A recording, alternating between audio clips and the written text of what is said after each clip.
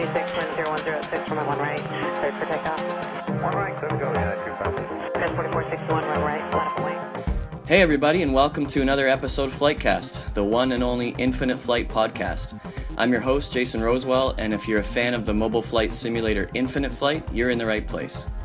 If you're a flying or flight sim enthusiast but you've never heard of Infinite Flight, head over to the App Store on your iOS device or Google Play for Android and search for Infinite Flight.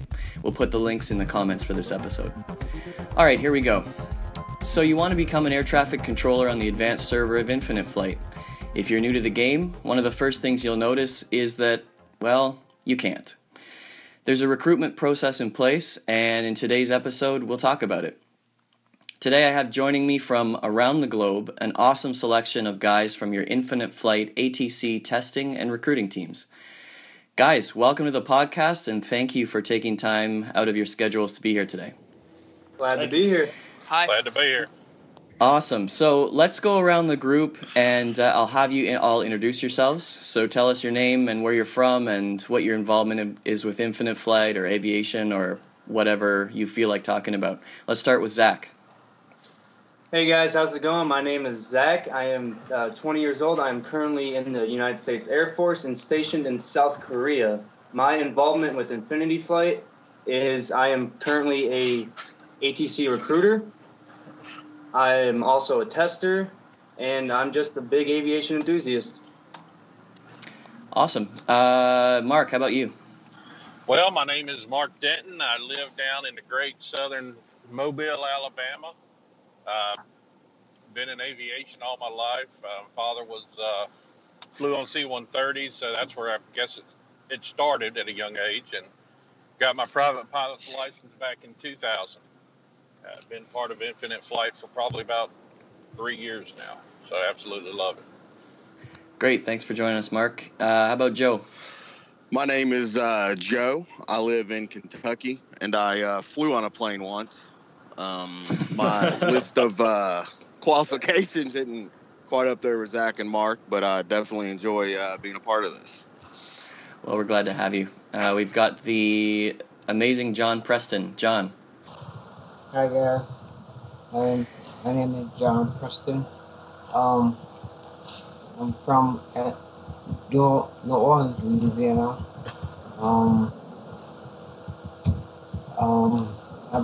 I've been with Infinite Flight like I'm gonna say 2 or 3 years. I'm a recruiter, also a tester, and I do airports.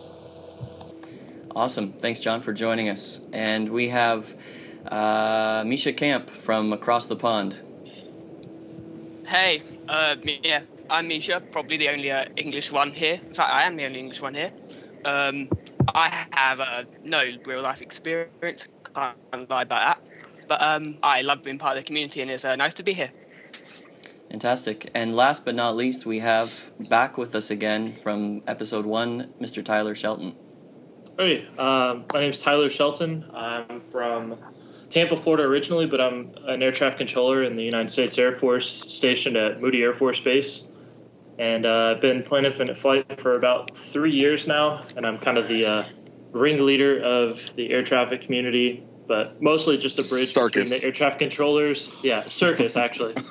More of a bridge between the controllers and the developers so we can get stuff done. Awesome. All right, thanks, guys. It's also worth noting that we had Zachary Tish and Dale McLaughlin on the roster, but they are not able to be with us due to scheduling conflicts. Is that the nice way to put it, guys? That's right. That's nice, yeah. Dale's training for his CPL and had a flight scheduled for 0600 this morning, and he says he would have joined us, but he doesn't have Wi-Fi at 7,500 feet. So I think he's also scared of Joe and Mark, to be honest. He was told he couldn't participate. All right, well, I've got lots of questions for you guys, so let's dive right in. While we're talking, hopefully our listeners are tweeting their questions to at FlightCast Audio. We'll get to those near the end of the episode. If you didn't get that memo, don't be shy. Follow us on Twitter at FlightCast Audio and find us on Facebook at facebook.com/FlightCast Audio. All right, let's get into it. First question I've got is for Zach Hazen. Zach, so as an ATC recruiter, can you explain the process that's used, or for our American listeners, the process that's used to recruit air traffic controllers in Infinite Flight? Yeah, sure. It's, as for the listeners who don't know, the basic steps is to get in contact with one of the recruiters. If you guys don't know who the recruiters are, and, we always post about this all the time, the recruiters are myself, Zach Hazen. We have our good old John Preston, Tyler Shelton, Mark Denton. We also have, Axel Better, I believe is how you pronounce his name, Dylan Oakes, and also Misha Camp. And those are the guys who you really want to get in contact with first. I mean, they're all awesome guys. They all know what they're doing. They'll put you on the right path. And basically the path is once you get in contact with us, we ask you a little bit about yourself, how long you've been with Infinity Flight, how long, you've been flying, joining ATC. And this is, probably the biggest thing we've always looked at is, when joining is we always look at how you show yourself. It's not just how good you can, control an airport or, you can fly. It's always about how you represent yourself to the Infinity Flight community. And basically that's like our biggest thing that we've always looked for. And basically what we do is after we get to know you a little bit, we set you up for what we call a practical ATC exam. And that consists of, we set you in the, the playground server at one of our designated testing locations. And we have our own group of testers who come out and see how you control them. We look for things as sequencing, proper landing clearances, knowing your commands, general stuff like that.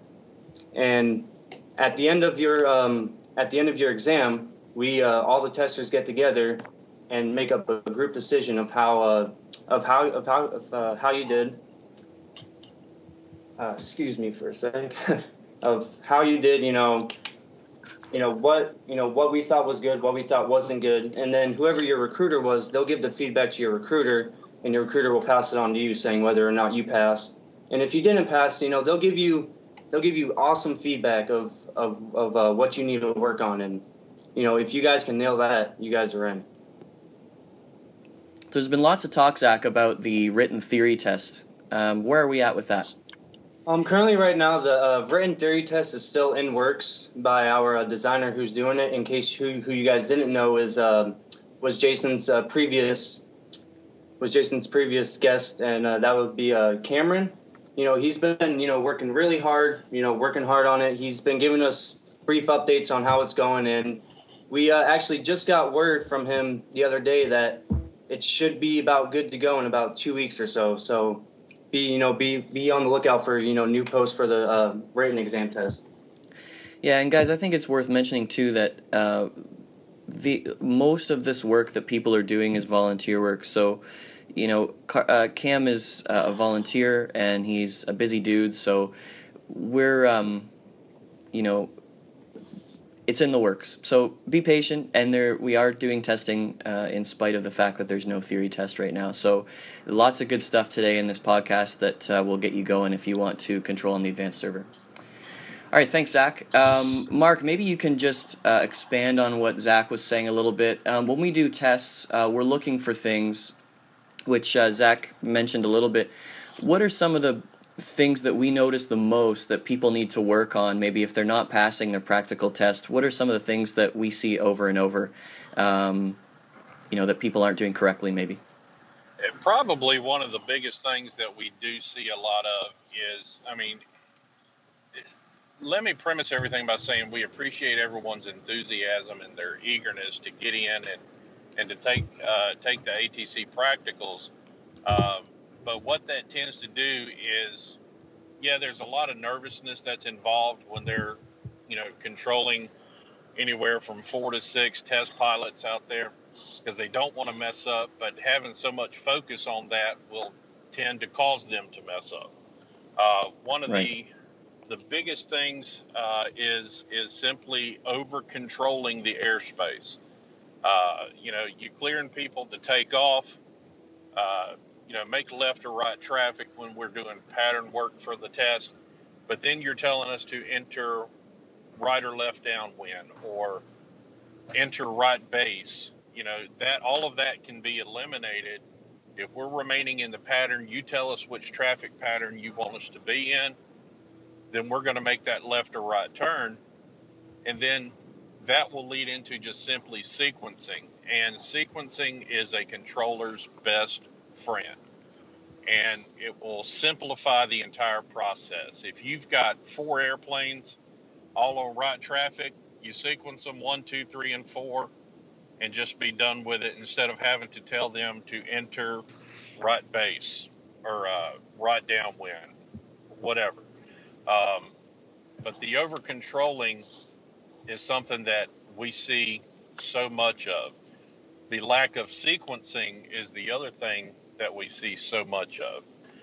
If you've got one person on final, one person on base, then you just, and I'm number 3 in the pattern, you just say, give me my call sign, and then just say number 3 behind the traffic on right base. That's it. That's not a clearance to land, but you're telling me where I am in the pattern, and you're telling me what to look for as far as the aircraft in front of me on the number sequence of planes that are going to be doing the touch and go or landing. So the over controlling and sequencing is the biggest. If I could just jump in, Mark, we've if you're not sure, guys, of where to find that, where to find a sequence without issuing a clearance, you can go into, I think it's under pattern instructions. Pattern instructions, correct. Right, and if you scroll way down, if you're on a phone, you got to scroll down quite a bit, and then there's it says sequencing ... and then you can find the sequencing that you want to issue under there. And I think it's for people that are practicing on the playground.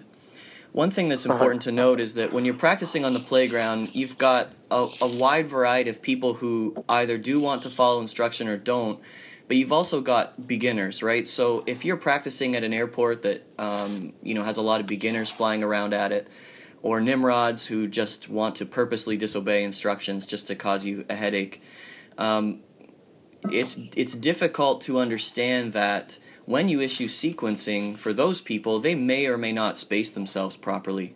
But when you're in your test, if you issue us testers proper sequencing, we're going to make sure that you don't have to issue a 360 command or a speed command. We don't want to hear those if possible. If you're sequencing, you shouldn't have to issue speed, 360, turn base, extend downwind. All that stuff is really for, I'll let somebody else answer what those are really for, but just to, jump in and say that we understand that it's tough when you're on the playground. So, Mark, when we have, before I took my test, I didn't really understand that. I figured, okay, these guys want to see what I can do, and I better not ask any questions or I'm going to look like I don't know what I'm doing and they won't want to test me. But I realize now that that's really not the case. Do you want to comment on that, or can someone comment on that? Well, actually, I know a lot of the recruiters, as well as myself, when we're contacted by someone that wants to take the test, like Zach had mentioned, we will actually go in and just ask them a few things just to kind of get a feel of what their knowledge base is for the ATC commands or their experience. And several of us will actually take a moment and go fly for them just to kind of get an idea of what they're able to do. And then maybe offer suggestions prior to them taking a test, just to kind of give them a little heads up on what we are looking for. And, one of the big things with the speed commands or the 360, we did a test recently to where, we had fighters in the pattern, 737s, and then we had a couple 747s. So when you send a 360 command to a 747, Well, it's going to take them 5 miles to make that turn. Right. You know, where a fighter is going to be able to basically do it on a dime. So, you know, the biggest thing with stuff like that is, especially when we test, the airports we use, I believe most of them, the main airport we use has multiple runways. So utilize both runways for your pattern so you don't just have all of your traffic on one runway at a time.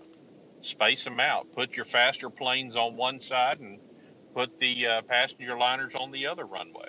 Well, that's a good comment, and actually maybe I could get Tyler to just comment on, Tyler, if somebody wants to perhaps change runways for traffic, and I'm not talking about change it because of a wind change or something, but maybe we've got a lot of traffic on one runway, and he wants to put you on a different runway. What's the best way to go about doing that?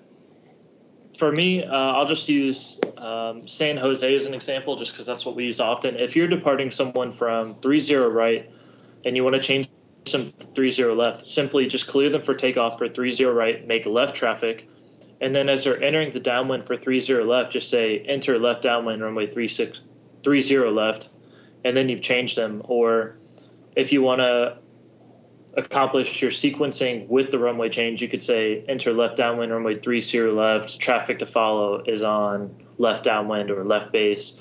So essentially you're just changing that runway and you're also sequencing, and now all you have left to do is your clearance and you're done.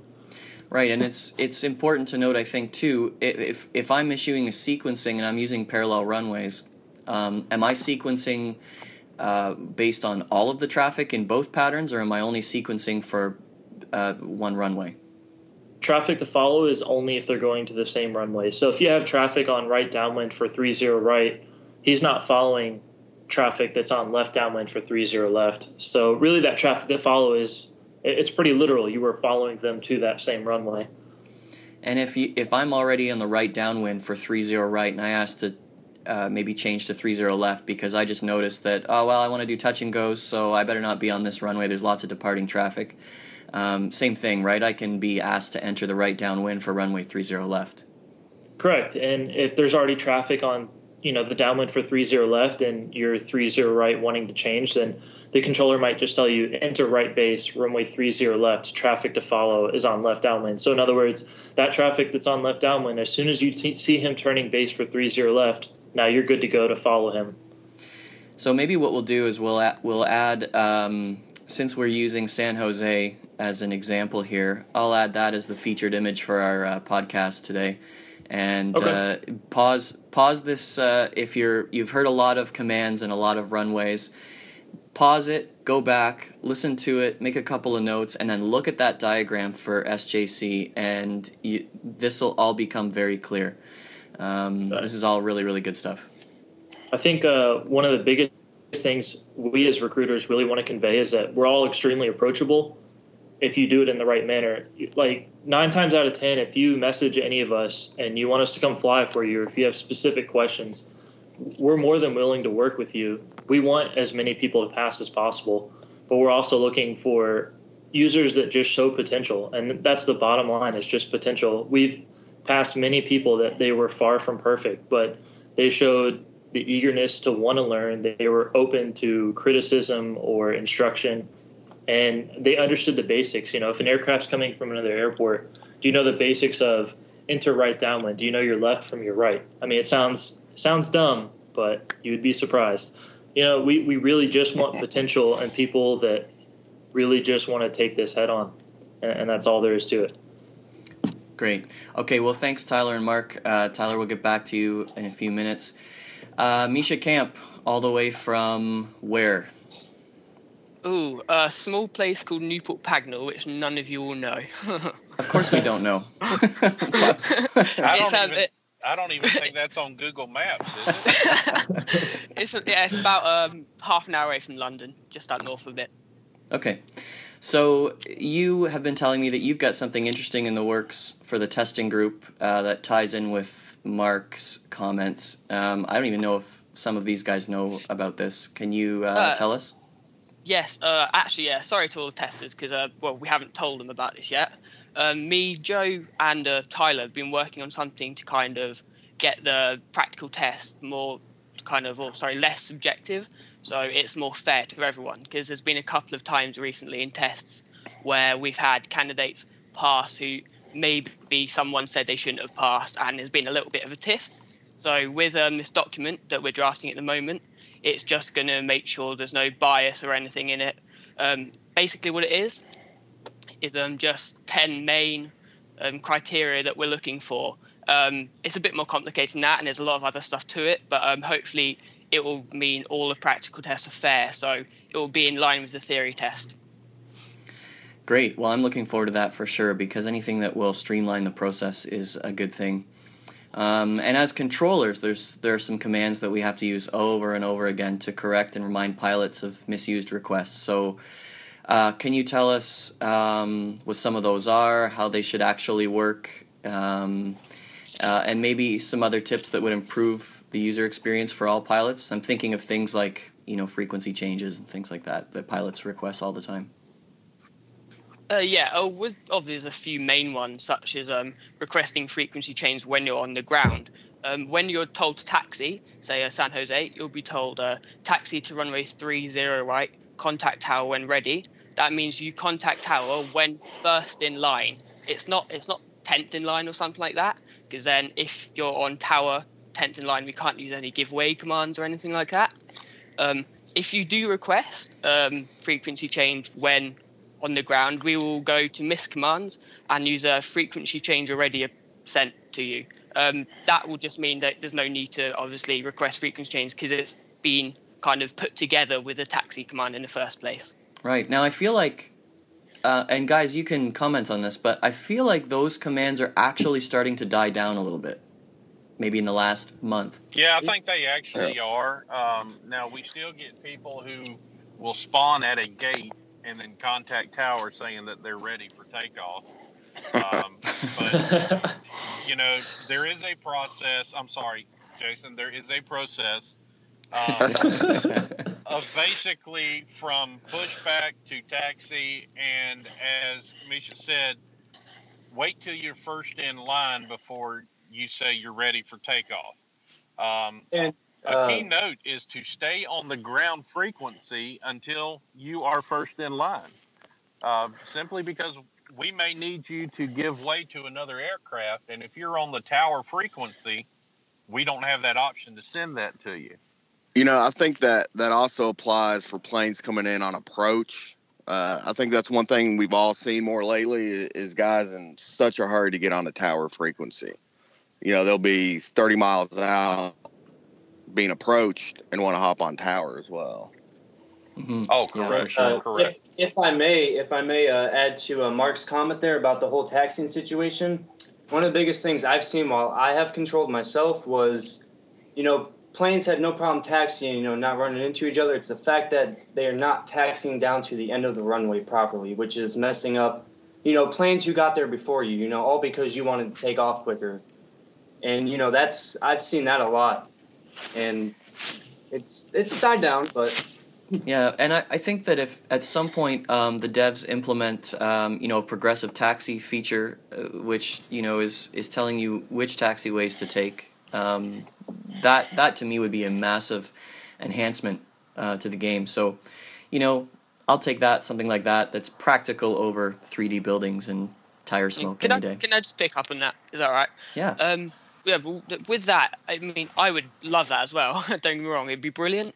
But I would love it if everyone followed like the perfect instruction that you did. But I can just imagine that being very hard to implement and make sure everyone did. So, I mean, if in the future, I think it'd be very far future when everyone actually knows what they're doing, then I think that would be a brilliant thing. But not everyone's always going to know what they're doing, which is always a problem with that, if that makes sense. Yeah, no, that's a good point. And I think that would be something when, as the user base grows and the experience level grows, we could, maybe see an expert server happen again in the future, so that, things like progressive taxi and people who want to follow every single command that their approach or departure controller tells them, That's for people like that. You want to get as close to the real world as possible. Well, I think if we could get, a lot of times people are going to spawn. You'll have 3, 4, 5 aircraft spawn at the same gate, and all of them are going to send requests for pushback at the same exact time. So if we don't respond right away, then they send us another request. My suggestion would be don't send duplicate requests. It clutters the frequency in itself. We see you. We get the flashing light that lets us know who's calling us. Just stay there, because there may be other planes that are right there, planes that are behind you. We might, instruct you to hold position to get all the other aircraft out of the way. But duplicate requests are not going to get you a command any faster. May make you sit there a little bit longer, to be honest with you. But just be patient and understand that you're not the only aircraft on the field. We will get to you, but we've got to get the clearance, because even though you can go through people, that's not ideal, and we don't want that. And the controllers, as a pilot, you are not probably going to be aware of the whole situation on the airfield, but the controller has the overview and can see exactly what's going on. So it's just another point. Don't think you know better than the controller, if that makes sense. They may make a mistake. They may accidentally make you sit there a little bit too long, but to start with, there's always a purpose behind it. They're not going to just make you sit there because they don't like your call sign or something like that. Yeah, that's a great point. So, Misha, back to what we were asking you. There's another point that, as a controller, you can be driven crazy by, and that's the line up and wait versus takeoff versus immediate takeoff. Can you expand on that?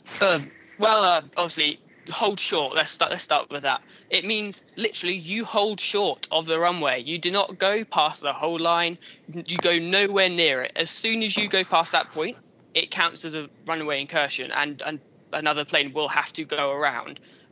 That messes up a lot of things. It messes up sequencing the pattern, because you've got extra aircraft coming in, all of that kind of stuff. So if you're told to hold short, you stop before an infinite flight. There'll be a yellow line, just a yellow line probably. You stop there. Another thing with that is sometimes there isn't a yellow line. So don't just taxi onto the runway because there's not a line. Just use some common sense and just hold short. Moving on to line up and wait. Literally line up and wait on the runway. Don't take off, because you'll probably be ghosted for it. You just sit and wait for further instruction. With that, you do need to be aware they may have tried to squeeze you into a small gap. So you may get an immediate takeoff, relatively near after that. You go then. It doesn't, but with immediate takeoff, it's not 100% thrust. You don't it has to be realistic. So it just means you don't dawdle about. You get onto the runway and you go.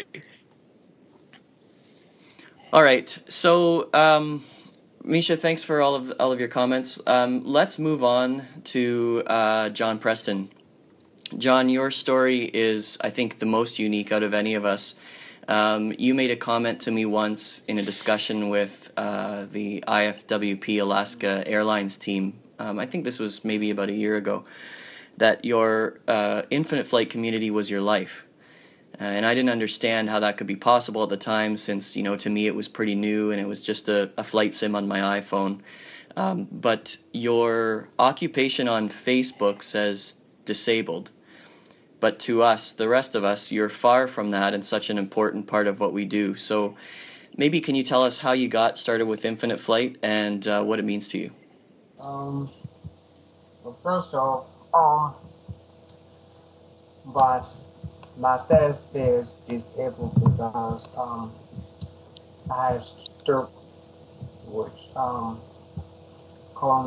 caused me not to talk crooked. So sometimes I may stumble, sometimes my words may not be as clear as others, but I try. I think we should pause here just to let our listeners know. You can't really hear it because of the audio quality on John's Skype connection, but he says that his Facebook status says disabled because he suffered from a stroke. This causes him to not be able to talk correctly and sometimes stumble with his words. Still, I love that he had the guts to join us on the call. So crank up your speakers for a minute and I'll let John take it from here. I started with Infinite Flight initially. I think it was back in late 2012, going into 2013. I played it for a bit, and then I got bored, and so I got rid of it. Of course, but later on, I reinstalled it, and the interface had changed. So that's when I got more active and involved. What Infinite Flight means to me is basically a way of life for me, because it's the only thing that I can really do that eases my stress, because obviously I can't stress anymore, because if I do, I'm done. So I've since I'm so passionate about Infinite Flight, I've decided to dedicate my life to it and give back.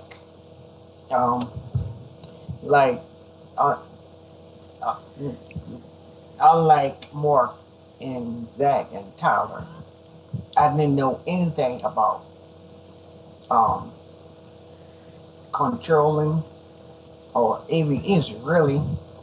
Although my father was a doctor pilot, so you would think I'll know everything there is to know about aviation, but I didn't.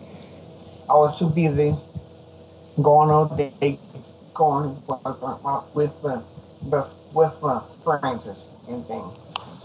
So I got active, and I think it was when the ATC came out. I became a controller. Tyler took his time and really trained me how to do anything as far as control, because I think the worst controller. I can sequence. I can do anything. So, but now I'm told I'm one of the best. What's that still thing is false, but got that right. I'll go with what you guys see. But Infinite Flight for me is really my life. That's just because I'm disabled, but because I love it so much. And since I have all day pretty much to do anything, that's what I do.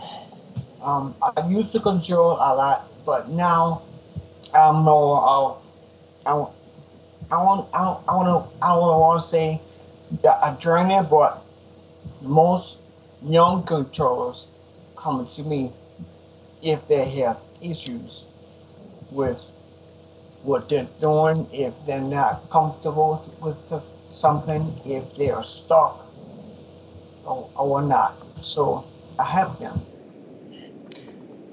Well, John, I think that what I noticed, and I'm certainly not one of the young controllers by any means. In fact, in the Infinite Flight community, I feel like a grandpa. But and that, I don't know what that says for Mark. He's back in the Stone Age. Mark's just hanging around the graveyard, just waiting. But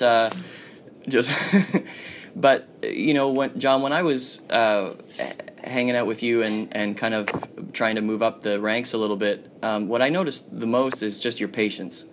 And I think because you have such a love for the game and like you said, a lot of time to dedicate to it, you're very patient with people. And when we get frustrated with, you know, maybe people that are not listening to our advice, you're always the one saying, listen, guys, let's just be patient with them. You know, they're learning. And that's what I think one of the things that you really bring to the table is just that maturity and that patience level. And so, yeah, I think that what you're saying is definitely true. One thing, Jason, that I would like to say in regards to John is, you know, we'll do a practical test, and, you know, by the time we all spawn, there have been times that we've said no, just simply by the taxi commands. But John will get on and say, all right, guys, give me a week, let me train him a little bit, spend some time with this person. And then a week later, we'll retest and, you know, still expecting similar results to the first test that we provided for them. But then they come back and it's unreal the results that we get, because John does spend that time with them and trains them up. So yeah, it's true. It's great with what he does with and his patience that he has that I don't have a lot of times. But he does train them up really well, and they come back, and after he gets a hold to them, a lot of times they don't need anything more than the second practical test, and they're in. Well, Mark, you're in sales, so I don't see how you have any patience left whatsoever in life. You're not lying about that at all. All right, sorry, John, we cut you off. I just wanted to add to that. Is there anything you wanted to add to your story as we go on here? That's about it. I mean, my Infinite Flight community, World Pilots, is like you said, is my life, because I made it, and honestly, I didn't think it was going to go past 100 members, but now it's almost at 5,000, and we just passed a year and anniversary, which was insane. By the way, it was so packed and sick. It looked awesome. Matt even had to tweet it and put it on his Instagram. It was so packed. But It was great. I was sorry I had to miss it. And for people that don't know what John's talking about, he's the, I guess, leader, CEO of Infinite Flight World Pilots on Facebook. And you can go and check that out. Just search for Infinite Flight World Pilots, all spelled out like that, and you'll find it. And yeah, they just celebrated their 1-year anniversary, and it looked pretty bananas. So well done. It was definitely insane. I wanted to join, and so I spawned and looked at the map, and I was like, there ain't no way. It's gonna take me an hour just to get to the runway. So yeah, it's true. Awesome. Good work. Well, thanks, John. We really appreciate, John, I asked him to be part of this call, and he said, I don't know, with my stroke, I don't talk that well, and I'll stumble over my words, and I basically just said, well, I'm sorry, you don't have a choice. You have to be with us. So we're glad to have you. Thanks for making time, John. I appreciate that. Let's get to Joe, who's been so patiently waiting and chiming in a little bit. It's my strength, patience. I thought we agreed to remove this section of the. Hey, I can still do lots of editing in post-production. Don't worry. I'm just glad to finally be a guest on NPR. It's been a lifelong dream of mine. Yeah, about that.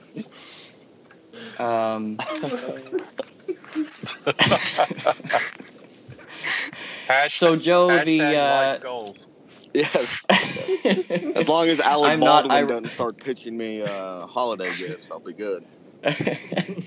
I'm not Ira Glass, sadly. Sorry to disappoint you. I might sound more like Terry Gross than Ira Glass, but anyway.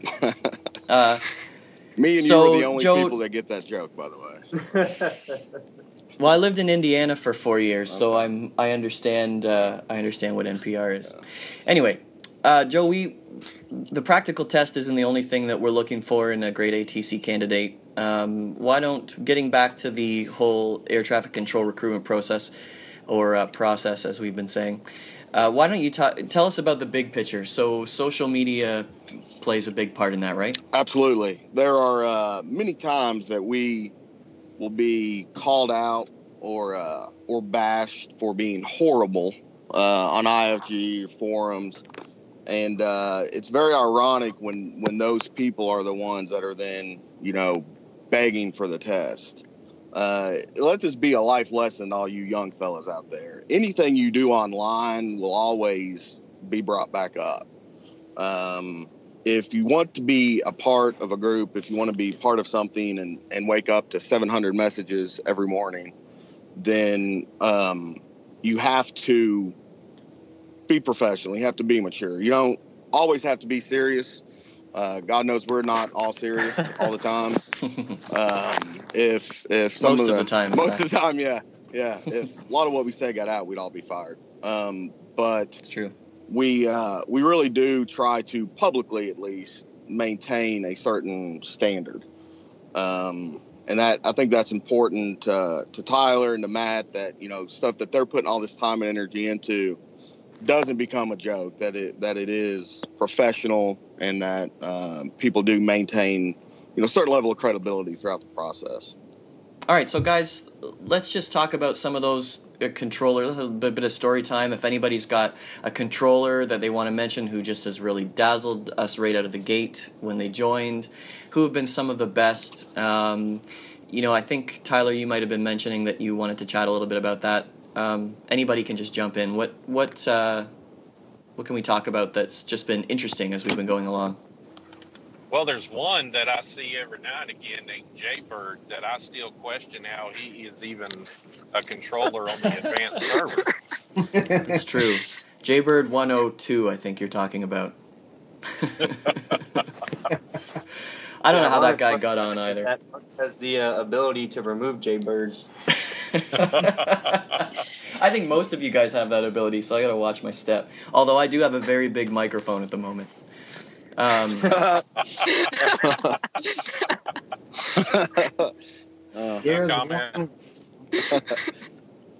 gonna leave that there for you guys. I think there's a lot of good controllers out there doing some good stuff. I mean, I'll go to sleep and they're still talking about it. And I wake up and they're still talking about it, opening places. I mean, there's probably gonna butcher his name. Is it Jibak? Jibak? Yeah, it has 23,000 operations. That's insane. Like, I couldn't even get that if I tried. So good on them. I mean, there's people that are just constantly working to get better, and I would say 99% of everyone is just so humble about it. They don't care whether it was good or bad. They just want to learn, all right, how can I do better? They're not going to, take offense to any sort of criticism. And to me, that speaks a lot about the controllers we have. That's something that, yeah. I'm sorry, Jason. That's go ahead, Mark. That we will actually do whenever we give feedback to someone who is being tested to be an ATC. What I want them to take away from is that it's constructive criticism. We're not just saying you are horrible. We're not saying that at all. When I send feedback, and I know others do this as well, we will actually let them know what they did well. Even if it's just logging into the tower frequency, you know what? You logged in really well. So here's what you need to work on. Oh, God. But we will do that. So we will give the positive with the negative. And the negative is not meant as, as demeaning in any way. It's meant to make you a better controller because, as Tyler said earlier, our goal is not to fail people. Our goal is to pass people, because we do want to grow the ATC community and have controllers available as often as we possibly can. I just want to say another thing about when you do get in contact with us. There are a lot of good controllers out there in the playground. We will also go out into the playground and scout occasionally and then get in contact with you. But when you get in contact with us, we do expect you to have some level of ability. We don't want you contacting us when you really, to be honest, can't control. It's a waste of our time. It's, to be quite honest, a bit of a waste of your time. But saying that, we will work with you, even if you aren't the best to start with. So if you do feel that you need a bit of help before you want to test, don't be afraid to ask that. If you don't feel you're ready for the test, don't ask to do the test. I just wanted to make that clear. Excellent. Yeah, and when you reach out to us, send us a message with a little information about yourself. I mean, we have gotten messages. I know one particular that Tyler received a while back that basically was a resume and was just outstanding, and we were blown away. But, just the other day, I get one, and it just says ATC. So I'm like, what about it? Was that Jaybirds? ATC means air traffic control. How can I help you? He's teaching you how to spell, Mark. Mark, that's when you just send them a link to Wikipedia. That's all you can do. Yep. So, but it's contact us with a little bit of clout, but also with a little bit of experience that you have, because we'll find out for sure when we test you, and we want to help, but we ask you not to waste your time as well as ours just to be point blank, simply because everybody has a personal life outside of Infinite Flight.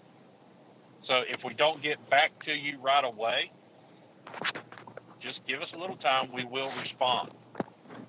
If you don't get the answer you want from one recruiter, don't try to go around and go to another recruiter, because it's all going to come back to the same group anyway. Good stuff. Always some good stuff by Mark. Mark's just rocking this thing. I am a plethora of knowledge and information. You're just a blessing, Mark. Let's just be honest. I really am. As I have to take what Joe said one time. I'm the best person I know. Yes, I did say that. Absolutely. Guys, we've got some good questions coming in on Twitter. Our buddy Sean Wagnick is a community moderator on the forum, and I think, Tyler, is he a moderator in-game as well? Correct, yeah. Matt just added him as a moderator this past week. He's been doing a lot of good work on the forum, making sure it stays clean and relevant. Pretty big Awesome. task. So Sean's got a question on Twitter, which I think is definitely worth noting.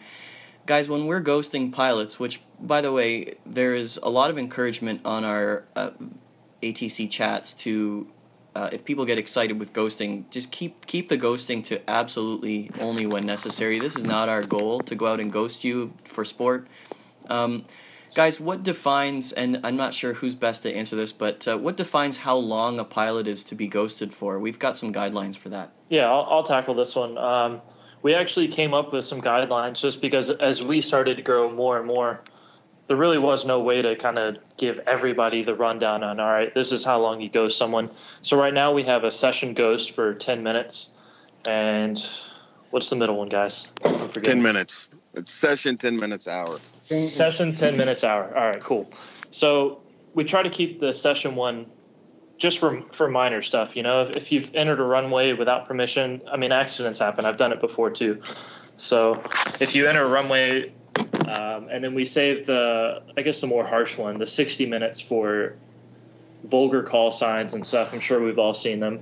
But our goal is to not ghost people. I've made it very clear, and it's even gotten to the point where we really do expect people to take screenshots of what happens, because We want everybody Absolutely. to have accountability. If you're not sending a message that says, please follow instructions, or giving some sort of warning, please exit the runway, you're not cleared to enter the runway, then we're doing it wrong on our part. I understand that, when events are going on and it's super busy, then I think the tolerance level needs to be a little lower because, we got stuff to do. If we spent all of our time telling people to exit the runway, then, it wouldn't be fair to the 99% of the people that are trying to follow the instructions.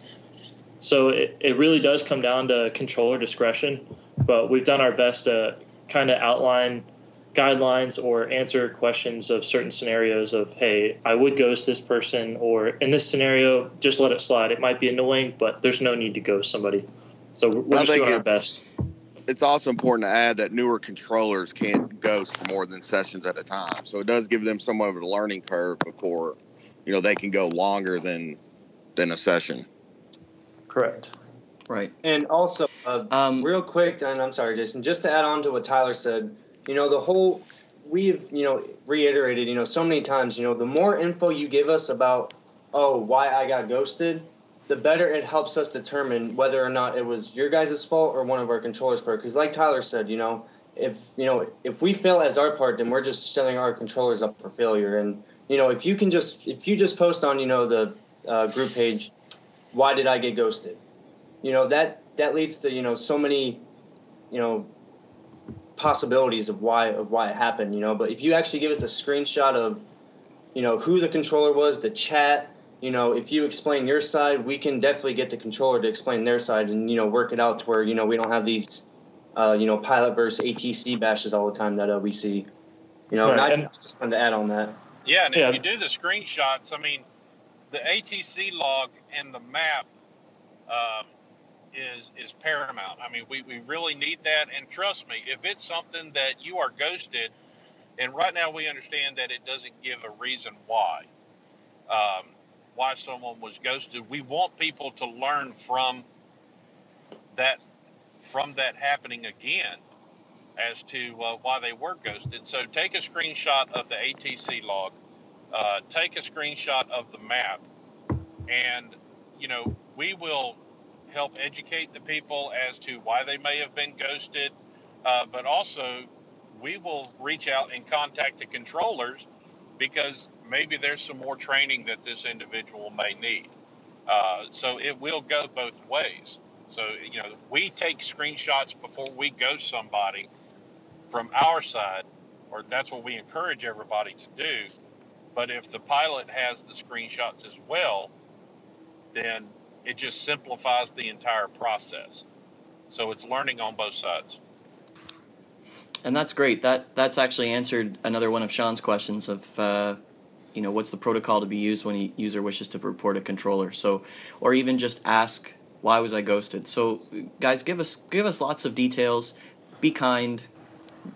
Show a little bit of grace and understand that, we could have made a mistake, or it could be your mistake, and just look for ways that you can do better next time. All right, guys, we are out of time for this episode, so I just want to thank everybody. Is there any shout-outs anybody wants to give? Any last remarks before we go? Yeah, I want to say hi to David. We all know David, who's listening, or by his correct name, I should call him Jennifer. He likes to be called David, but that's not his actual name. So if you see him around, call him Jennifer for me.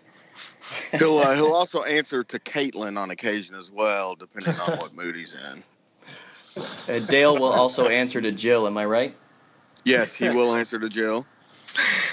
We haven't talked about Dale enough, in my opinion. And Misha will answer to Your Highness.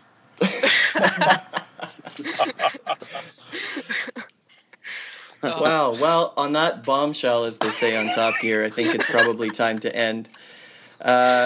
Guys, thanks so much for joining me, and thanks for all you do to help make Infinite Flight great.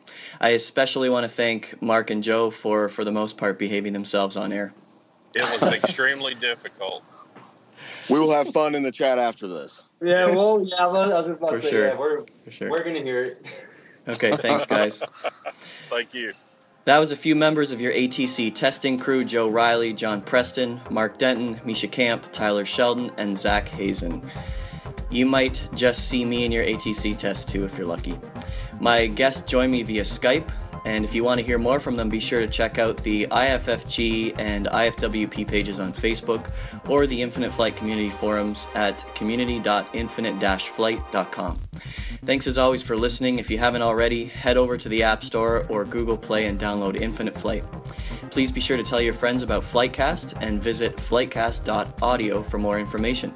We would love it if you would subscribe to the podcast on iTunes and give us a great review. You can find us on Facebook at facebook.com/FlightCastAudio and on Twitter at FlightCastAudio. If you have any ideas for FlightCast, please leave them in the comments. FlightCast is brought to you by Linkhouse Media on the web at linkhousemedia.com. To cover the fine print, FlightCast is not affiliated with Infinite Flight or Flying Development Studio. I'm Jason Rosewell. Thanks for listening and happy landings.